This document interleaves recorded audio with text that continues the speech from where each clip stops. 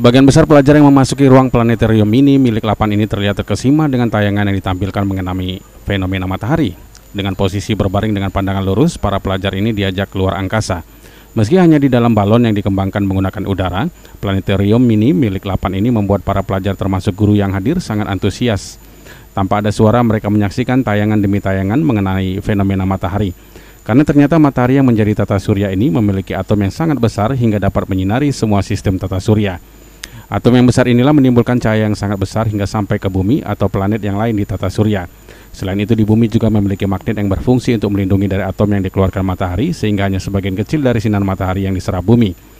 Setelah menyaksikan fenomena matahari di planetarium mini ini, salah seorang pelajar SMP Negeri 24 Palembang, Yusti, merasa kagum dan banyak mendapatkan ilmu pengetahuan astronomi. Pertama, kami bisa menerima tentang apa saja yang terjadi pada matahari. Yang kedua sih, apa yang pengertian yang selama kita lihat itu yang kita nggak ngerti. Pengalamannya gimana pertama kali masuk ke dalam ini? Pertamanya sih rasanya senang. Terus tuh kita bisa tahu apa saja yang terjadi di planet itu.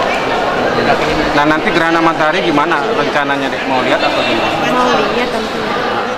Peneliti dari Lapan, Sumaryati, menjelaskan planetarium mini ini untuk menunjukkan simulasi fenomena matahari yang pada 9 Maret nanti akan ditutupi oleh bulan.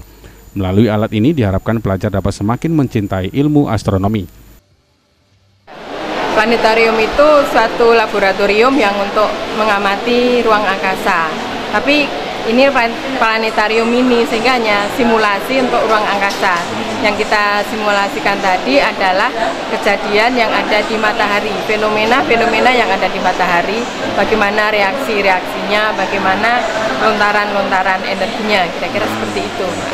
Semoga mereka dengan bisa menikmati dari planetarium ini menjadikan semangat mereka, motivasi bagi mereka, inspirasi bagi mereka untuk belajar tentang angkasa lebih luas lagi, lebih mendalam lagi.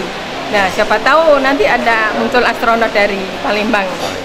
Julius Lumban Gaul, PAL TV.